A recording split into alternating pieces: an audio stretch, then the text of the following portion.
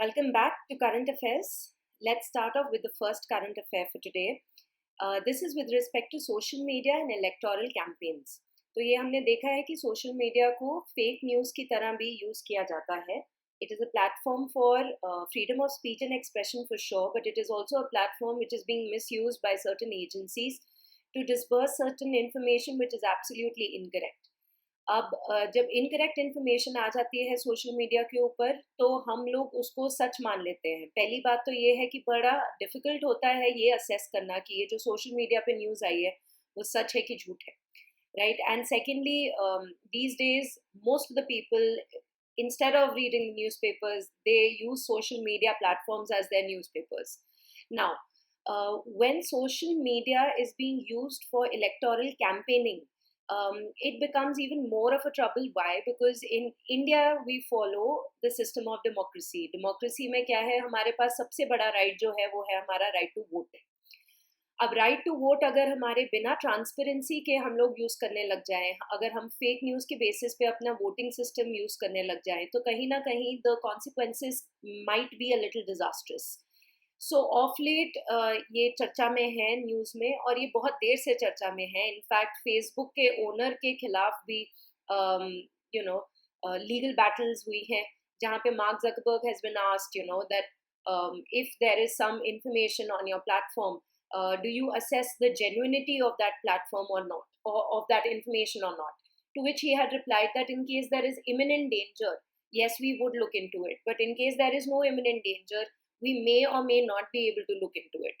Now, keeping all of that in mind, we need to understand the importance of social media and how social media should be used for electoral campaigns. Now, firstly, there is a need of a code. Not saying that there isn't any, but why do we need a code? Is because elections may be influenced by foreign agencies in foreign countries by fake and paid advertisement, right? Why only foreign countries? Even certain unlawful groups may also use this to influence us.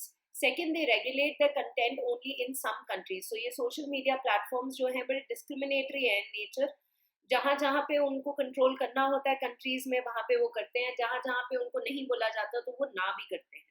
सो अगर वो regulate नहीं कर रहे, इसका मतलब ये है कि कहीं ना कहीं हमें फेक न्यूज़ भी मिल सकती है हमारे सोशल मीडिया प्लेटफॉर्म्स में. Now, problems in enforcement. Very simple. Penetration of such platforms is vast and constant monitoring is next to impossible. हर जगह, हर आजकल तो like I just said in the very beginning, हम लोग सोशल मीडिया को use करते हैं. The minute we get up, the minute we sleep, all we think about is social media. You also know how artificial intelligence works. So if I show my interest in a particular thing, फिर उसी के हिसाब से सारे के सारे मेरे सामने न्यूज़ आने लग जाती है on my social media platform. So इतना वास्ट है और इतना constant monitoring करना थोड़ा सा next to impossible हो जाता है. There is no way to verify content till now. तो अगर मैं कोई कंटेंट डाल रही हूँ सोशल मीडिया पे, is it true, is it not, ये चीज़ को वेरीफाई करने के लिए हमारे पास इतना कोई सोफिस्टिकेटेड मशीनरी नहीं है. और ऊपर से right to privacy and speech and expression, ये हमारे फंडामेंटल राइट्स हैं. तो फंडामेंटल राइट्स है, इसीलिए कल जाके अगर सरकार ये हमारे सोशल मीडिया प्लेटफॉर्म्स के ऊपर कुछ रोक टोक भी लगाए तो वो नहीं लगा पाती है, क्योंकि हम जाके अपने फंडामेंटल राइट्स के लिए लड़ते हैं, जो कि जायज़ भी है. Everything has a positive as well as a negative. Having these fundamental rights is great. हमने ये Shreya Singhal versus union of India के केसेस में भी देखा है कि section 66A of information technology act, जिसके अंदर अगर मैं कुछ ऐसा डाल रही थी जो कि गलत कंटेंट माना जाता है अगर सोशल मीडिया प्लेटफॉर्म पे, तो मेरा अरेस्ट हो सकता था. But of course right of speech and expression को यूज करके वो section 66A of IT act was struck down. So it makes it very very hard to control such social media platforms, keeping in mind that people are well aware of their fundamental rights and they should be, right. So you can't really restrict them. What you can do is make a possibly like a code which we can use so that for fake and paid advertisement, especially for political agenda, could be stopped. तो क्या है कि लोकसभा के 2019 की लोकसभा की election से पहले ये सारे के सारे सोशल मीडिया प्लेटफॉर्म्स ने एक कोड प्रॉमिस किया to our government of India कि आपके इलेक्टोरल कैंपेन्स में हम ये नहीं होने देंगे ताकि सच्चाई दिखे लोगों को. So the quote that was promised was, firstly they said we will put a notification mechanism for ECI to notify conflict of RPA. Representation of Peoples Act 1951 के खिलाफ अगर कुछ भी हो रहा है on a social media platform, तो ये सोशल मीडिया एंजिन्स ने कहा कि हम आपको नोटिफाई करेंगे. किसको नोटिफाई करेंगे? इलेक्शन कमीशन ऑफ इंडिया को नोटिफाई करेंगे. कहते साथ ही साथ हम ट्रेनिंग प्रोवाइड करेंगे आपके ऑफिसर्स को, कोई भी नोडल ऑफिसर को, ताकि वो मॉनिटर कर सके ऐसे फेक न्यूज को. ये सारी की सारी जो रिकमेंडेशंस हैं, ये सिन्हा कमेटी की रिकमेंडेशंस हैं जो अभी हम देखेंगे. और सिन्हा कमेटी ने ये कहा था कि प्लेटफॉर्म को, सोशल मीडिया प्लेटफॉर्म को अगर ईसीआई ने कोई भी इंस्ट्रक्शन दी है, कोई भी लीगल ऑर्डर मिला है, कोई भी चीज खत्म करने के लिए या कोई एक्शन लेने के लिए, तो they have to comply with these orders within 3 hours. And in the code, social media platforms also said that we promise to comply with such orders within 3 hours. Facilitation of transparency in paid political advertisement. अभी political advertisement में कहीं ना कहीं transparency जरूर होनी चाहिए, and authentication and verification of the facts भी होने चाहिए. तो जिस हद तक हो सके the social media platform said हम ये facilitate करेंगे, right? इसके बाद एक हमारे पास एक the internet and mobile association of India करके एक सोसाइटी भी बनी है under the society registration act, जिसका काम यही है to expand and enhance the online and mobile value added services. Whatever online services that we have, वो अच्छी सर्विसेज हो, उसमें कुछ गलत ना हो, कोई गलत एंड ना बने, कोई डिजास्टर्स कॉन्सिक्वेंसेज ना हो. तो you know Facebook and other social media platform also promise that code. Along with that, ये the Internet and Mobile Association of India भी मिल के ये प्रॉमिस करके इन्होंने ECI के सामने ये रखा. फिर like I said, Sinha Committee. So Umesh Sinha Committee spoke about Section 126 of RPA 1951. Section 126 talks about various many disqualifications. So कहते कि ये इम्पोज करो कैंपेन का साइलेंस पीरियड. ये हम सबको पता है कि पोलिंग के 48 आवर्स पहले साइलेंस होना चाहिए, ताकि जो आम आदमी है वो डिसाइड कर सके कि अपने हिसाब से अपना दिमाग लगा के कि उसको किस पार्टी के लिए वोट करना है. अगर कांस्टेंट एडवर्टाइजमेंट मेरे दिमाग में बार बार आप बिठाओगे तो वो चीज मेरे दिमाग में बैठ जाएगी. Human mind is such. So hence we have this silence period. Now within this silence period also the Sinha committee says कि जो स्टार तुम्हारे कैंपेनर्स हैं ना वो इंटरव्यू करे, ना वो कोई प्रेस कॉन्फ्रेंस भी करे. Again for the same reason, undue influence नहीं होना चाहिए on the mind of the voter. And साथ ही साथ ये जो इंटरमीडिएरीज है, by intermediaries we mean the social media platforms only. ये इंटरमीडिएरीज को भी कमिट करना पड़ेगा कि उनका प्लेटफॉर्म मिसयूज ना हो. और जो पॉलिटिकल एड्स हैं वो प्री अप्रूव होने चाहिए bye the election commission of India, ताकि उसकी ऑथेंटिसिटी पता चल सके. अब इलेक्शन कमीशन ऑफ इंडिया ने भी एक कोड बना के दिया है for social media platform users for political campaigning, for election campaigning. So the first thing is they से information with respect to the social media accounts of the candidates should be provided to the ECI. चाहे किसी भी social media platform पे आपका account हो, आपको वो सारे के सारे details election commission of India के सामने रखने पड़ेंगे. दूसरी बात, प्री सर्टिफिकेशन करनी पड़ेगी पॉलिटिकल एडवर्टाइजमेंट की, जो सिन्हा कमेटी ने भी बोला था.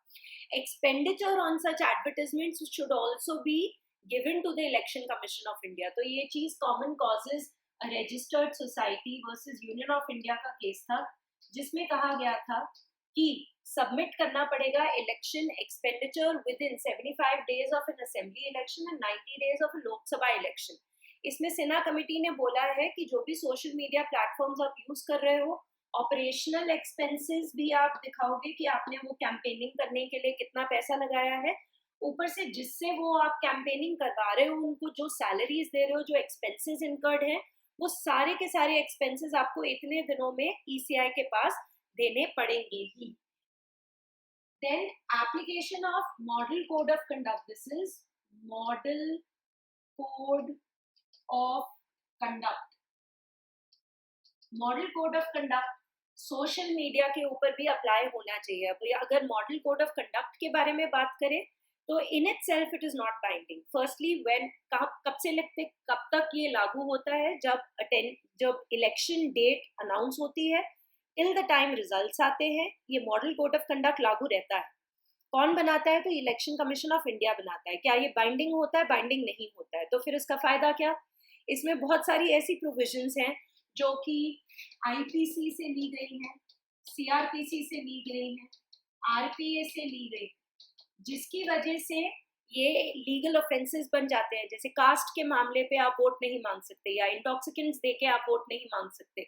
ये बहुत सारे मॉडल कोड ऑफ कंडक्ट लागू किए जाते हैं by the election commission of India. Now the way forward to this और a better reform to this would be कि जो मॉडल कोड ऑफ कंडक्ट है उसके पूरे के पूरे को बाइंडिंग बनाइए, क्योंकि जब तक बाइंडिंग ही नहीं बनेगा, जब तक ये एक विजनरी डॉक्यूमेंट रहेगा, irrespective of the fact that these things are binding because of these statutory authorities. But till the time the entire model code of conduct is not binding, social media platforms may be used. So such platforms have certain advantages also, and we are not demeaning those advantages, but they have a lot of disadvantages also. जैसे कि silence period में भी तो campaigning हो सकती है on social media platforms. अब इसका एक तरीका ये है कि इंटरनेट को ही बैन कर दीजिए, पर फिर बहुत सारे मेरे जैसे आपके जैसे लोग भी बोलेंगे कि यार इंटरनेट को तो बैन करना है, this is against our fundamental rights, we want to express ourselves. So you cannot keep banning the internet every time. So you need to have certain very good monitoring systems so as to ascertain whether these advertisements are waqai mein fake or are they genuine.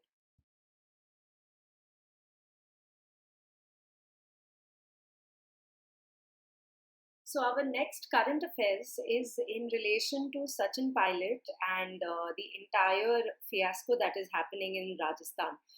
We will not be discussing the political aspect of it for a very valid reason that we are preparing for UPSC, and we need to know the reason behind it or the logic behind whatever is happening. And we need to be politically neutral in the same way. So, अब हम लोगों ने बात करनी है balance of power के बारे में लेजिस्लेचर और जुडिशरी के बीच में। सो मॉन्टेस्क्यू का separation of doctrine of separation of powers कहता है कि हमारे पास 3 ऑर्गन्स हैं, legislature, executive and the judiciary. Legislature makes the law, executive implements the law and judiciary checks और interprets the law. And separation of power में बहुत ही सिंपल तरीके से बोला गया है that the legislature, the executive as well as the judiciary should be like a check and balance on each other. Yes, in our country, we do not really follow the Montesquieu model of doctrine of separation of power blindly, क्योंकि हमारा जो legislature है और जो executive है वो intermingle करता है एक दूसरे के साथ. हाउएवर अगर हम जुडिशरी की बात करें तो जुडिशरी को हम इंटीग्रेटेड भी बोलते हैं और इंडिपेंडेंट भी बोलते हैं. अब अगर हम लेजिस्लेचर और जुडिशरी के बारे में बैलेंस ऑफ पावर की बात करें तो लेजिस्लेचर का कोई भी इंसान अगर कुछ भी गलत करता है तो किस हद तक जुडिशरी उसमें इंटरफेयर कर सकती है. सेकेंडली, अगर जुडिशरी का कोई जज ने कुछ गलत काम किया तो उसको रिमूव करने का प्रोसेस क्या लेजिस्लेचर के पास होता है कि नहीं होता है? ऑफ कोर्स होता है, जजेस इंक्वायरी एक्ट भी है, हमारी कॉन्स्टिट्यूशनल प्रोविजंस भी हमें बताती है that the process of removal of a high court or a supreme court judge, which is the process that is used as impeachment and outlined under Judges Inquiry Act, shows how there is a balance of power or a doctrine of check and balance with which the judiciary checks the legislature's intent with respect to the laws that they make, and if tomorrow the judiciary is also doing something wrong, the power to remove them lies with the legislature. Now, since we've understood this, the editorial that I'm going to talk about, which was a part of the Hindu, starts off with historical aspects of this balance of power. So 1880 में England की parliament में एक इंसान थे जो atheist थे. Atheist होता है जो नास्तिक होता है, जो भगवान में बिलीव नहीं करता. So he did not take oath in the name of God. So if we know, we have schedules of our constitution, and the third schedule gives us a list of oaths and affirmations in our constitution, right? Oath जब हम बोलते हैं तो oath वो इंसान लेता है जो भगवान में बिलीव करता है, he takes the oath in the name of God. And affirmation होता है वो इंसान जो कि भगवान में बिलीव नहीं करता, सो ही अफर्म्स हिज, बेसिकली एफर्मेशन लेता है कि मैं ये काम करूंगा if I hold this position. ये तो चलो इंडियन कॉन्स्टिट्यूशन हो गया, लेकिन इंग्लैंड के पार्लियामेंट में उस टाइम पे एक ही तरीके से ओथ ली जाती थी, एंड ओथ ली जाती थी इन the name of God. Now this particular guy, Charles Bradlaugh, he said, I don't believe in God, and so hence I'm not going to take this oath. And उस time के जो sergeant थे of one of the sergeants of the parliament mister Gosset, he says कि अगर आपने oath नहीं लेनी तो we will not allow you to sit here. अब of course you know Bradlaugh he went to the court and England के court ने decide किया कि जो डिसीजन लिया है हाउस ऑफ कॉमन्स ने, लेजिस्लेचर के ऑर्गन ने, with respect to whether we want to admit a person without oath और नॉट, वो कहते हैं वो उनकी सोल जुरिस्डिक्शन है. मतलब कि ये लेजिस्लेचर डिसाइड करेगा कि ये ओथ का मामला क्या होता है, और अगर कोई इंसान नास्तिक निकले, एथीस्ट निकले, and he does not take oath in the name of God, you know, should we keep him as a member of the parliament और नॉट. तो कहते हैं जुडिशरी कहता है we are not going to interfere with this, ये आपका खुद का डिसीजन है. सो ये डिसीजन हुआ था इंग्लैंड में. अब इंडिया का केस देखते हैं जो एडिटोरियल में मेंशन है. तो केशव सिंह करके एक इंसान थे, मेंबर ऑफ पार्लियामेंट थे. इन्होंने breach, member of the legislative assembly थे, यूपी के लेजिस्लेटिव असेंबली के मेंबर थे, नॉट मेंबर ऑफ पार्लियामेंट. तो इन्होंने ब्रीच ऑफ प्रिविलेज कर दी थी. Parliamentary privileges are mentioned in a lot of places in the constitution and rules of procedure, in your conventions. Yes, तो बहुत सारी जगहों पे बहुत सारे पार्लियामेंट्री प्रिविलेजेस मेंशन्ड होते हैं, और ये प्रिविलेजेस को अगर हम ब्रीच करते हैं, अगर उनको तोड़ते हैं, तो हमारे पास कमिटी ऑफ प्रिविलेज भी होती है. प्रिविलेज मोशन भी हम लोग यूज करते हैं, जिससे हम आउटसाइडर्स को भी पनिश कर सकते हैं, हम मेंबर्स ऑफ द पार्लियामेंट या मेंबर्स ऑफ द लेजिस्लेचर को भी पनिश कर सकते हैं. तो ये केशव सिंह ने ब्रीच ऑफ प्रिविलेज किया था, जिसकी वजह से यूपी की लेजिस्लेटिव असेंबली ने इनको 1 हफ्ते की इम्प्रिजनमेंट के लिए डाल दिया था. मतलब this was the sentence that was given to him, because the legislature does have the power to punish the outsiders as well as the members. अब क्या हुआ कि Keshav Singh he filed a petition before the Allahabad high court, and he said नहीं, मेरे को imprisonment you know ये क्यों करती है. अब इलाहाबाद हाई कोर्ट में उस दिन वो गवर्नमेंट का एडवोकेट था नहीं, और 2 जजेस की बेंच थी, और उन्होंने बोला क्योंकि 1 हफ्ते की इम्प्रिजनमेंट है, काफी छोटी इम्प्रिजनमेंट है, तो पेंडेंसी में आपको बेल दे देते हैं, आप बाहर रह जाइए, यू नो, बेल की कंडीशंस को फुलफिल कीजिए, पर आपको जेल में जाने की जरूरत नहीं है. अब ये जब हो गया तो यूपी की लेजिस्लेटिव असेंबली ने बोला कि यार ये जो इलाहाबाद हाई कोर्ट का डिसीजन है ये भी ब्रीच ऑफ प्रिविलेज है. क्यों? क्योंकि ये हमारी प्रिविलेज है कि हम किसी मेंबर को पनिश कर सकते हैं अगर उसने हमारे प्रिविलेजेस को तोड़ा, अगर ब्रीच किया. हमारी इस प्रिविलेज को ब्रीच किया अब इलाहाबाद हाई कोर्ट ने, क्योंकि हम तो पनिश कर सकते हैं, और इलाहाबाद हाई कोर्ट ने इस पनिशमेंट में इस इंसान को बेल दे दी, तो ये गलत है. ये कहा गया यूपी की लेजिस्लेटिव असेंबली ने. और तो और ये तो बोला ही बोला कि ब्रीच ऑफ प्रिविलेज किया है इन जजेस ने, 2 जजेस ने. साथ ही साथ इन 2 जजेस को डायरेक्ट किया कि आप लोग लेजिस्लेटिव असेंबली के सामने आइए, और अपने मार्शल्स को बोला, यूपी के लेजिस्लेटिव असेंबली के मार्शल्स को बोला, go and arrest them and bring them before the legislative assembly. अब ये 2 जजेस जो कि इलाहाबाद हाईकोर्ट के थे, इन्होंने प्रोटेस्ट किया ये decision in front of the entire bench of the Allahabad high court. और जजेस को तो ऑब्वियसली प्रोटेक्ट करना ही है, and they said no, listen, nobody can arrest you, this can't happen. अब ये तामझाम के बीच में आर्टिकल 143 के अंडर प्रेसिडेंट ने रेफरेंस ली सुप्रीम कोर्ट से, पूछा, लीगल एडवाइस मांगी कि यू नो कब ये बैलेंस ऑफ पावर्स होता है, क्या वाकई में अगर कोई high court breach of privilege पे अपना कोई डिसीजन दे तो क्या इसको भी ब्रीच ऑफ प्रिविलेज मानेंगे, क्या उसके बाद क्या जजेस को हम लोग पनिश कर सकते हैं. सो सुप्रीम कोर्ट की गाइडेंस आई. उन्होंने सबसे पहली बात तो ये बोली कि सेपरेशन ऑफ पावर्स बहुत ज्यादा इंपॉर्टेंट है. You know, it is very important कि लेजिस्लेचर का काम करे, जुडिशरी का काम करे. एक बार लेजिस्लेचर का काम खत्म हो तो क्या जुडिशरी आके उसको चेक कर सकता है कि नहीं चेक कर सकता, ये वाली चीज पे सुप्रीम कोर्ट ने बोला चेक जरूर कर सकता है. तो the judgement held that if the judiciary decides on punishment under breach of privilege, तो ये डिसीजन को ब्रीच ऑफ प्रिविलेज नहीं माना जाएगा. मतलब कि ये जो मार्शल्स को बुला के बोला था कि अरेस्ट करो इन 2 जजेस को, ये कभी भी नहीं हो सकता. लेकिन जितने हद तक हो सके आप लेजिस्लेचर को लेजिस्लेचर का काम करने दो और जुडिशरी अपना खुद का काम करे, right.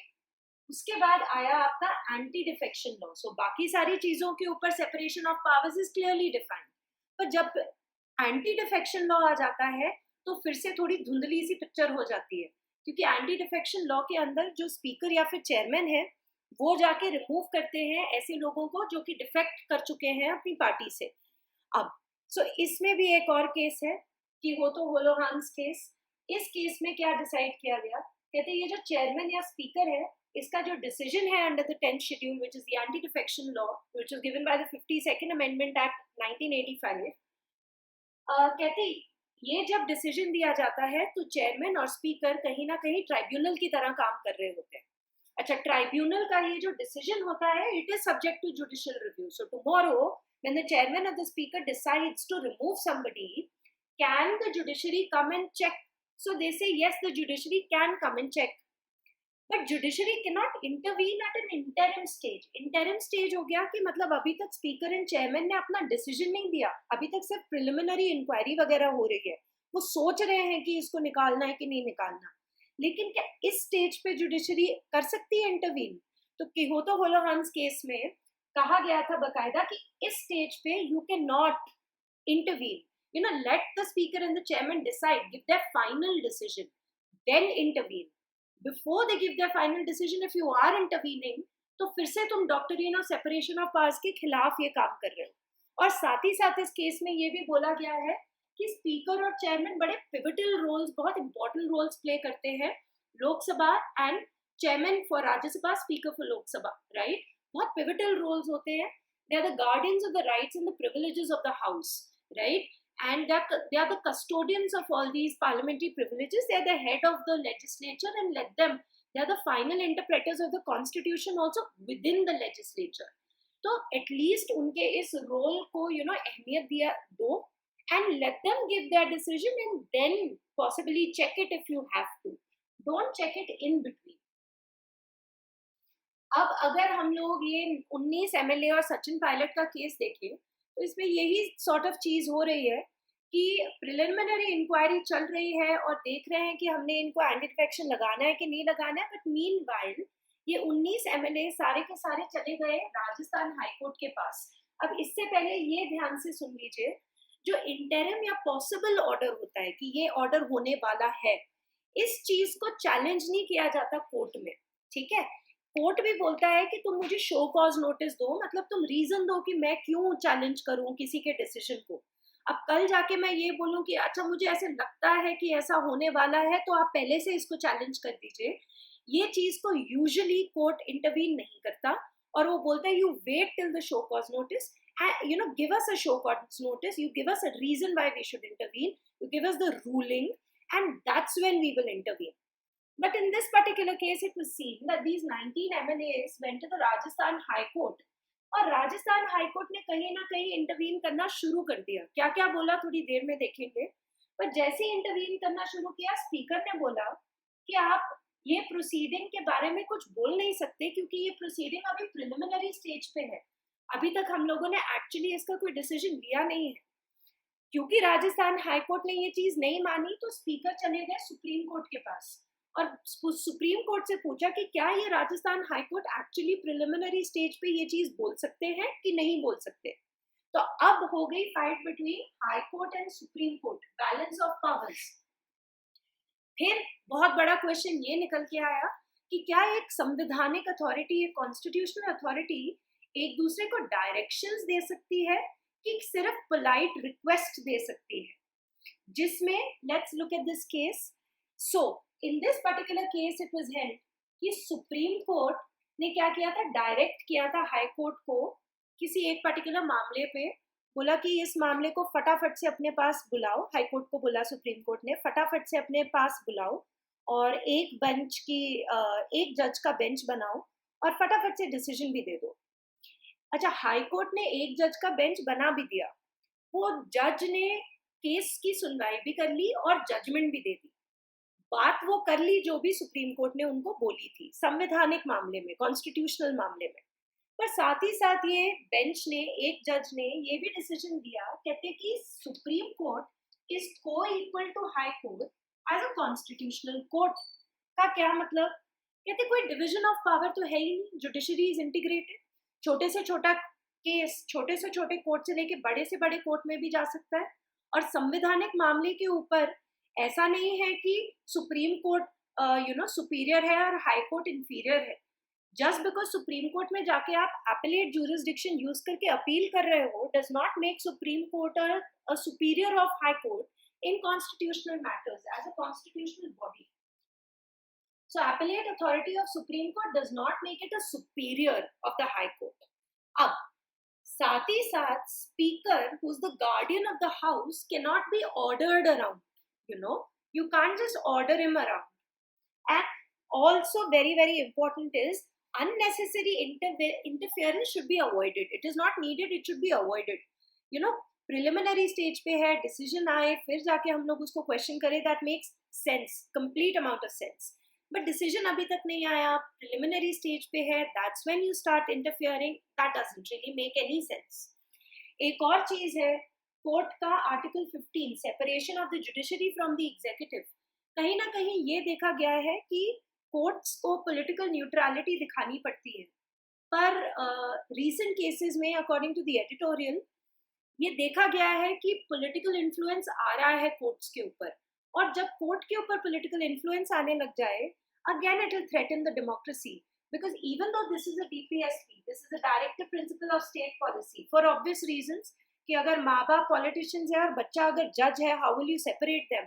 But to the extent that is necessary, there should be a separation of the judiciary from the executive. Why? Because that ensures judicial independence. And what is judicial independence? That is a part of the basic structure. तो ये बहुत ज़रूरी है कि court influence ना होए politically. So Rajasthan high court is awaiting अभी supreme court का ऑर्डर कि अभी इस मामले के ऊपर कि वो तो होलाहान का केस लगेगा कि नहीं लगेगा. So Rajasthan high court is contemplating कि अच्छा ये वाले केस की वजह से क्या हम ऐसी पिटिशन को एक्सेप्ट कर सकते हैं कि नहीं कर सकते हैं, क्योंकि इस केस में बाकायदा बोला है कि जब डिसीजन आएगा तो जाके आप जुडिशियल रिव्यू कर सकते हो, उससे पहले नहीं कर सकते. दूसरी बात जो बहुत इम्पोर्टेंट है वो ये उठाई है राजस्थान के हाई कोर्ट ने कि intra party democracy and 10th schedule का क्या मामला है. सो ये ध्यान से सुनिए, ये बहुत ही सिंपल है.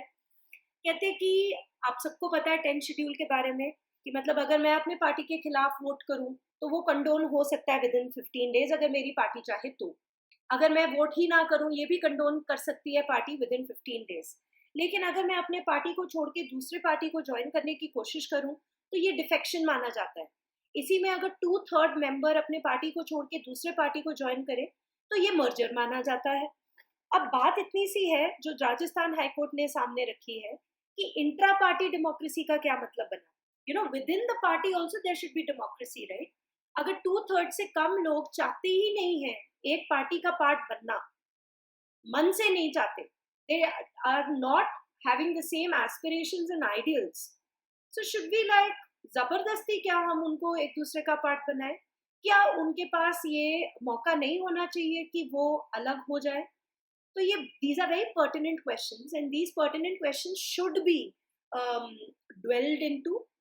And anti-defection law, looking at the state of affairs in our country, and it's not just Rajasthan, it's a lot. Karnataka में हुआ है, मध्य प्रदेश में हुआ है, गोवा में हुआ है, विप के साथ भी थोड़ा बहुत हुआ है. सो ये सारे क्वेश्चंस बहुत ही ज़्यादा ज़रूरी हो जाते हैं कि क्या इंट्रा पार्टी डेमोक्रेसी नाम की कोई चीज़ है कि नहीं है. पहली बात, क्या मैं एक पार्टी में पहले हो सकती हूँ और क्या बाद में मेरे आइडियल्स एस्पिरेशंस डिफरेंट हो सकते हैं कि नहीं हो सकते? ये आइडियल्स डिफरेंट हो गए तो क्या मुझे अपनी पार्टी की सीट छोड़नी पड़ेगी? तो ही जाके मैं अपने actual ideals and actual aspirations लोगों के लिए काम कर पाऊंगी, कि क्या मुझे ज़बरदस्ती उसी पार्टी के साथ बैठना पड़ेगा? और अगर मैं हट जाऊंगी तो क्या मेरी डिस्क्वालिफिकेशन हो सकती है कि नहीं हो सकती? एक और बात, क्या प्रिलिमिनरी स्टेज पे क्या एक हाई कोर्ट या कोई भी जुडिशरी क्या इंटरवीन कर सकती है? और अगर इंटरवीन करे तो ये सेपरेशन ऑफ पावर्स के खिलाफ होगा कि नहीं होगा? So it raises a lot of pertinent questions and mostly it talks about revisiting the 52nd Amendment Act 1985 wherein we got the 10th schedule.